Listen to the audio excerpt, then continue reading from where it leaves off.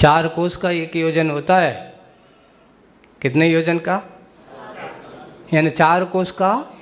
अब 1 कोस कितना होता है? 3 मील का 1 कोस होता है, तो करीब करीब 12 किलोमीटर का एरिया होता है। कितना के?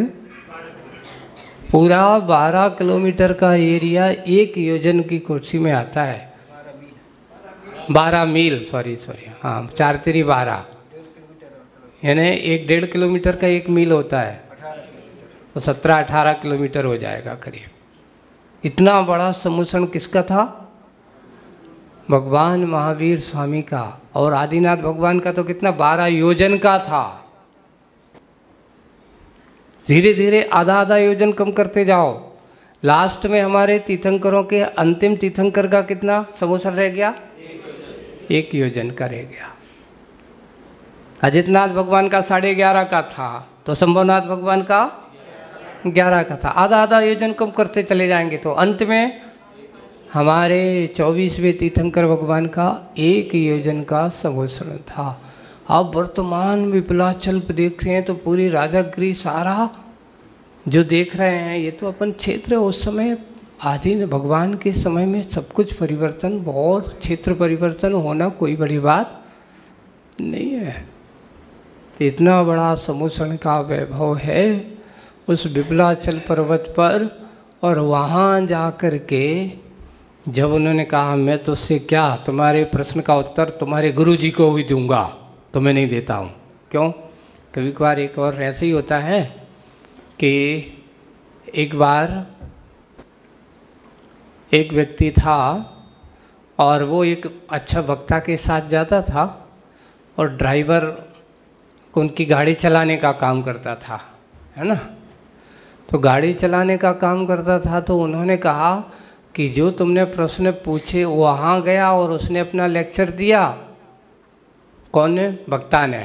तो एक दिन वो ड्राइवर कहता है कि साहब मैं इतने दिन हो गए आपकी लेक्चर सुनते सुनते, है ना, इतने दिन सुनते सुनते मेरी एक इच्छा है कि आज आपकी जगह मैं भी जाता हूँ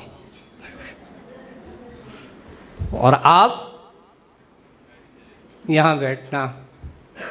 तो हुआ ये कि देखो कभी कभार क्या होता है कि किसी उसने लेक्चर दिया और लेक्चर देते समय उसने जो सुना था रटा हुआ तो वो तो बोल तो दिया, तभी एक श्रोता खड़ा हो गया, उसने पूछ धरा। अब वो उसके विषय से क्या था? बाहर था, विषय से बाहर था। तो वो कहता है इस छोटे मोटे उत्तर का जवाब मैंने दिया, इसका उत्तर का जवाब तो मेरा ड्राइवर दे देगा, जाकर के उससे पूछ लो। कौन दे देगा? ड्राइवर दे देगा। मैं तुम्हारे इस प्रश्न का उत्तर देने के लिए, अब वो छुपाना तो था, भैया मैं उनकी जगह आया हूँ, मैं तो रट्टा मार करके आया था, उनका सुना हुआ था, तो वो बोल दिया, हमें क्या पता था कि ऐसा भी हो सकता है। यही दशाएँ होती हैं। तो वो जाकर के उन्होंने समझा दिया, समझ लिया। तो वो भी यहाँ कहता है तुम्हारे प्रश्नों का उत्तर मैं नहीं देता हूँ, ये तुम्हारे प्रश्न किसके हैं, कहाँ से लाए हो? बोले कि मेरे गुरु महाराज से। तो बोले कि तुझे क्या उत्तर दूँ? मैं तेरे गुरु महाराज को ही उत्तर दूंगा। चलो देखते हैं कौन है तुम्हारे गुरु। और आज यात्रा प्रारंभ कर दी। आज चतुर्दशी है ना। कहाँ जा रहा है अब?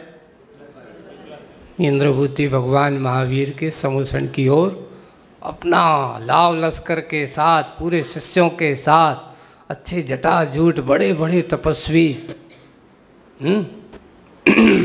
मालाएं जटाभूष हैं, केश विन्यास है, अच्छे बढ़िया करते हुए बोले कि चलते हैं, तुम्हारे ही गुरु से ही बात करूंगा।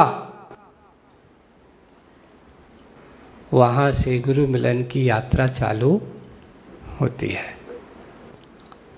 प्रायकर जहाँ जहाँ भी मुनिराज होते हैं, ये वर्षा काल का शुरुआत, अब ये 2 महीने वर्षा ऋतु के काल माने, सावन और भादों, है ना। फिर बाद में आ जाती है शरद ऋतु।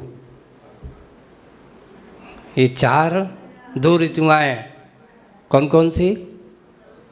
अभी जो सावन और भादो कौन सी है? और फिर बाद में आ जाती है कुआर भी बोलती है, अश्विनी भी बोलते हैं, है ना। जिसमें शरद पूर्णिमा आती है इसको शरद ऋतु कहा जाता है। और शरद ऋतु के बाद फिर आती है शीत ऋतु, है ना। ऐसी 6 ऋतुआं होती हैं। कितनी ऋतुआं होती हैं? 2-2 महीने की। तो अभी वर्षा ऋतु अब प्रारंभ हो। अभी तो ये आषाढ़ की भूमिका थी, ये वर्षा ऋतु की। वर्षा तो अब आना बाकी है। ये तो कहा था आषाढ़ के महीने में क्या करते हैं? वर्षा की तैयारी की जाती है। किसान क्या करता है? सुन रहे हो? आषाढ़ के महीने में इसलिए कहा, जो कहावत बनी, आषाढ़ का चूका किसान और डाल का चूका बंदर कोई काम का नहीं है। क्यों? अगर आषाढ़ में उसने तैयारी नहीं की तो फिर उसकी फसल उसको होने वाली नहीं है। इसलिए आषाढ़ के महीने में तो पूरी तैयारी, बीज वगैरह तैयार, डाल डल करके तैयार कर लेता है। अब बारिश होने वाली है कब? सावन और भादों में। सही। तो वैसे ही सोच लेना, आप लोग भी तैयार हो कि नहीं? उसे के बाहर से बारिश का समय आने वाला है। अब सावन की झड़ी, एक भटकी हुई आत्मा जो मात्र कसाय, मोह, अहंकार के कारण से जिसकी अकल कैसी थी? अंधी थी। आंखें तो थी लेकिन अभिमान से बना हुआ, मैं सबसे बड़ा, मैं सबसे बड़ा, श्रेष्ठ, ऐसा जो मान बैठते हैं। एक और है, मान्यता से ही आदमी अपने आप को ऐसा सोच बैठता है कि मैं ऐसा हूँ, मैं ऐसा हूँ, मैं ऐसा कर सकता हूँ। कुछ नहीं है। सारा का सारा व्यक्ति, संसार की परिणति व्यक्ति की अपनी सोच पर आधारित होती है। अगर हमारी सोच समीचीन है, सही दिशा में है, सही मार्ग पर है, तो आप इसी भाव से भी अपना कल्याण का मार्ग खोल सकते हो। और अगर हमारा सोच थोड़ी सी कसायों से युक्त है, मान आदि से युक्त है, अभिमान आदि से युक्त है, तो सामने अच्छी चीज़ भी हो तो भी आदमी लोगों को अच्छी नहीं लगती। हम लोगों को एक उदाहरण देते हैं अच्छा सा। मक्खी और भौरे में क्या अंतर है बताओ? मैं भौरा, दोनों 4 इंद्रिय हैं। कितने इंद्रिय हैं? दोनों उड़ने वाले हैं। लेकिन अंतर इतना है कि मक्खी कभी फूल पर नहीं बैठती है। क्यों? क्योंकि उसको सुगंध पसंद नहीं है। उसको क्या पसंद नहीं है? लेकिन अगर कहीं थोड़ी सी भी गंदगी पड़ी हो आपके शरीर में, अगर तुम नहा धो करके आए हो, अच्छे से साफ सुथरा शरीर है, और छोटा सा घाव अगर कहीं लग गया है और उसमें से थोड़ी सी मवाद लग गई है, तो पूरा शरीर साफ सुथरा हो लेकिन मक्खी वहाँ नहीं बैठेगी। कहाँ बैठेगी? बार बार उस घाव पे जाके बैठेगी। गंदगी उसे पसंद है। लेकिन भौरा, भौरा कभी कीचड़ में बैठा मिला नहीं होगा। भौरा कहाँ बैठेगा? फूल पे ही मिलेगा। मक्खी कहाँ मिलेगी? कीचड़ पे। क्योंकि उसको गंदगी, देखिए दोनों 4 इंद्रिय हैं, है ना। दोनों कैसे हैं? 4 इंद्रिय हैं। दोनों एक समान हैं, दोनों के अंदर पर्याप्तियाँ पूर्ण हैं, लेकिन अंतर इतना है सोच की दृष्टि अलग अलग है। क्या है?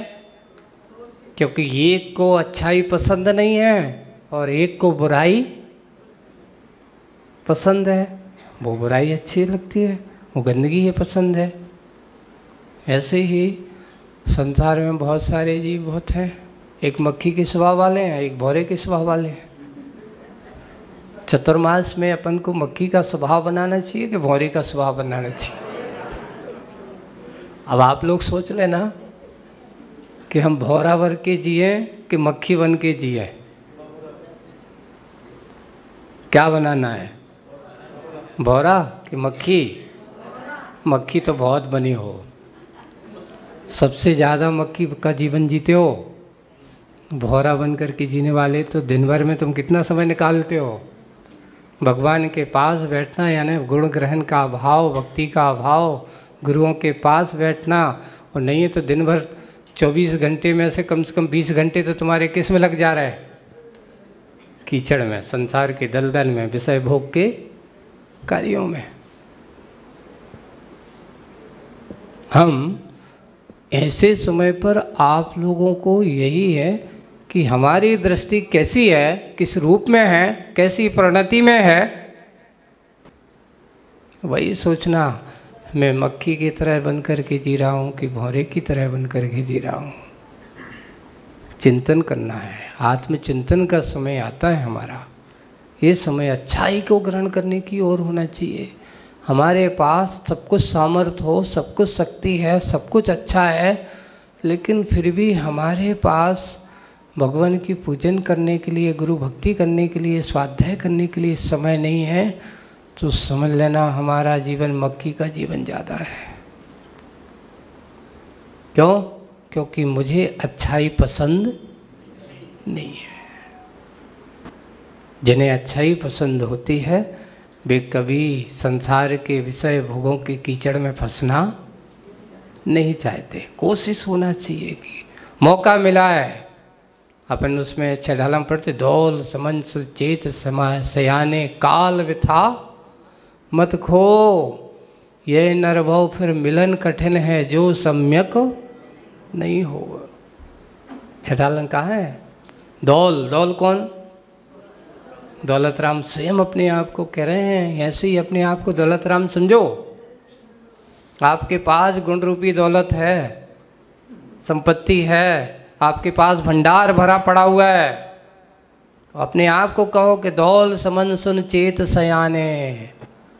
हे सयाने, आप सयाने हो कि विषय में रमने वाले ज्ञानी हो, अज्ञानी हो? आप लोग सोचो। दौल समन सुचेत सयाने काल वृथा मत खोवो। ये काल व्यर्थ में मत खो, क्योंकि एक एक समय, एक एक श्वास, एक एक पल तुम्हारा हाथ से क्या है? जा रहा है, लौट के नहीं आ रहा है। जैसे बाण से निकला हो, धनुष से निकला हुआ तीर लौट करके नहीं आता। मुख से निकली हुई वाणी कभी वापस नहीं आती। वैसे हमारे आयु कर्म का निषेक एक बार निकल गया तो पुनः लौट करके नहीं आता। समझ लेना हमारा आबीची मरण प्रत्येक समय हो रहा है। इसको आगम में कौन सा मरण कहा? हर समय तुम मर रहे हो, ऐसा सोचो। मेरा मरण हर समय चल रहा है। इसको बोलते आबीची मरण। कौन सा मरण? वो तो अंत का जो मरण है, अंतिम पूरा का पूरा आयु कर्म पूरा हो जाना, तो अंतिम निषेक मिल जाने का नाम मरण सोचते हो? नहीं। हमारे आचार्य भगवंतों ने लिखा है, भगवान की वाणी में आया है कि प्रत्येक आत्मा हर समय, हर श्वास में अपना आबीची मरण करता चला जा रहा है और ये पर्यायों के अंत की ओर लेता चला जा रहा है। बस अंतिम श्वास जिस समय लिखेगी वो पूर्ण मरण माना जाएगा। उसके पहले जागो, समझना है, सोचना है। यही भाव हमारे पास होना चाहिए। धीरे धीरे ही सही एक कदम ही बढ़ाएं तो वो हमारा वो कदम हो सकता है, आपके कर्म को नाश करने का कारण बन सकता है। हम उसको बढ़ाने की कोशिश करें। आज चतुर्दशी है, कल इंद्रभूति को गुरु मिलन होगा, है ना? इसलिए बनाई जाती है गुरु पूर्णिमा। सारे देश में आज कहीं ना कहीं, ये भारत ही एक ऐसा देश है जहाँ गुरु पूर्णिमा जैसा महोत्सव मनाया जाता है। सबको अपने अपने, एकमात्र अपने जैन दर्शन में ही नहीं, सभी दर्शनों में गुरु पूर्णिमा का बहुत बड़ा महत्व होता है। तो ऐसे गुरु पूर्णिमा महामहोत्सव का कार्यक्रम कल अपन प्रातःकाल अपने गुरु महाराज की आराधना के साथ अपन मनाएंगे। पर घर बैठे मनाएंगे कि यहाँ आके मनाएंगे। देखते हैं कितने लोग गुरु महाराज के प्रति आस्था भाव रखने वाले हैं। नहीं तो दुकान पे तो सब मनाएंगे ही, महाराज वहीं से बैठे बैठे कर लेते अपने। एक व्यक्ति आया, हम तो महाराज जी ऐसा कोई नहीं कह सकता कि हम गुरु को नहीं मानते हैं, क्या करें, हमारा थोड़ा सा काम धंधा ज़्यादा है, पर हम तो अपने हृदय से गुरु जी को मानते हैं। बस दुकान पे बैठे बैठे वहीं से गुरु जी का नाम लेते रहते हैं। तो मैंने कहा भाई बहुत अच्छी बात है, एक काम कर ले, जैसे गुरु जी का नाम दुकान पे बैठे बैठे कर लेते हैं, वैसे दुकान पे बैठे बैठे घर की थाली याद कर लेना चाहिए तुम्हें। नहीं, उसके लिए तो घर आना ही पड़ता है महाराज, भोजन के लिए तो घर आना ही पड़ेगा, नहीं तो क्या होगा। अरे जब भोजन के लिए घर आना पड़ता है तो भगवान के पास भी जाने के लिए भी तो भगवान के पास जाना चाहिए। नहीं, हम तो भाव से कर लेते हैं, भाव से काम नहीं होता। जो द्रव्य से किया जाए वो भाव से भी अकेले काम नहीं होता। द्रव्य और भाव से युक्त होकर के हम अच्छे से इस कार्य को समर्थवान बनाएंगे। देखते हैं, हम सब आने वाला समय है, आपको यहाँ पर इस चतुर्मास को अपन स्मृति के रूप में बनाना चाहते हैं। तो आज मुनि महाराजों का अपने जहाँ जहाँ भी रहते हैं तो वे तो अपने आप की साधना में लीन हो ही जाते हैं। देखो, महाराज को हमारी लेने से कोई ज़रूरत नहीं है, ये मत सोच लेना, लेकिन ध्यान रखना इस निमित्त को बना कर के जो तुम अपने अंदर की कर्म निर्जरा, थोड़ा सा पाप का जो किया हुआ संचय उसको त्याग करने का जो भाव जगा लेते हो ना, ये तो मात्र निमित्त बनता है। ये निमित्त बना करके हम अपने आप के मोह राग द्वेष को कम करने का प्रयास कर ले। पुण्य संचय का अवसर आता है, उसको बनाने की कोशिश करें। सही यही भावना है। इसी भावना के साथ आज हम शुरुआत इस दिशा से करते हैं, क्योंकि बिना भगवान की वाणी से मैं अपनी वाणी नहीं बोलूँगा, जो भी होगा भगवान की अपने गुरुओं की वाणी ही आप तक पहुँचाऊँगा। तो वो कक्षाएं आदि आप लोगों को पूरी व्यवस्थित रूपरेखा आप सबको मिल जाएगी। इस बार कुछ सोच रहा हूँ कि कुछ आप लोगों को अच्छा नया देने की कोशिश करेंगे। क्या होगा, कैसा होगा, किस रूप में, अभी तक डिसीजन करने पर पहुँच जाएंगे। और हो सकता है ऐसी वाणी को अपन यहाँ सुन कर के अपने आप को धन्य करेंगे। इतना ही कहते हुए विराम। बोलिए परम पूज्य आचार्य गुरुवर श्री विद्यासागर जी महाराज। बोलिए मुनिवर श्री अजीत सागर जी महाराज की।